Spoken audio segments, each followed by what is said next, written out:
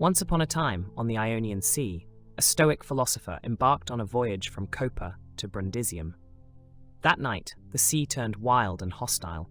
Waves engulfed the ship, and both sailors and passengers struggled fiercely to survive, fighting against a storm that seemed intent on swallowing everything.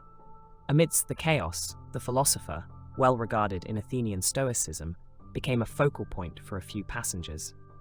As the natural world appeared to conspire against them, people looked to him, hoping to find calm and courage.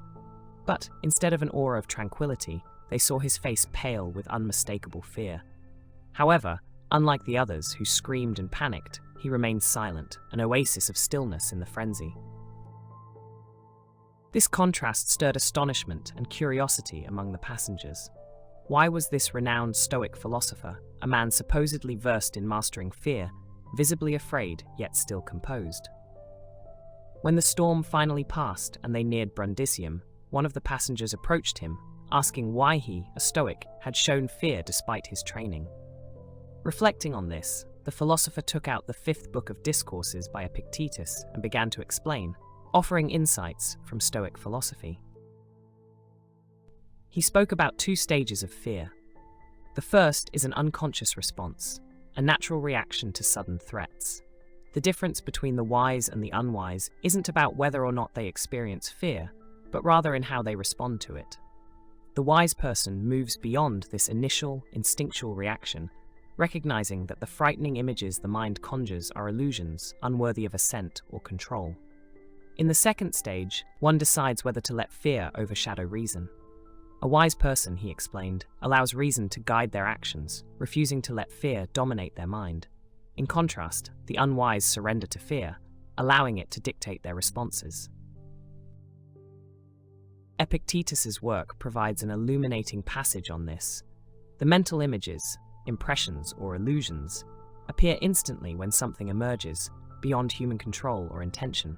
These impressions possess a force, compelling us to recognize them. However, whether or not we assent to these images, in what the Stoics called syncathesis, is within our will and our choice. Thus, when alarming sounds arise, whether from the sky or a crumbling building, or when unexpected danger appears, even the wise person's mind will shudder momentarily, trembling in instinctive fear. But unlike the unwise, they do not give in to these illusions. They refuse to affirm or accept them, recognizing that these visions only bring false alarm and misplaced dread. The difference between the wise and the unwise lies in their perspective. While the unwise take the terrifying images at face value, believing them to be as dreadful as they first appear, and assenting to the notion that they are worthy of fear, the wise refuse to accept such ideas as reality. In Stoic teaching, there is the concept of proeparados, a term that emphasizes the idea of being mentally prepared, fortified against emotional disturbance. Despite briefly experiencing fear, the wise do not assent. They adhere to their foundational belief that these images hold no inherent terror, seeing them only as projections of misplaced fear and baseless alarms.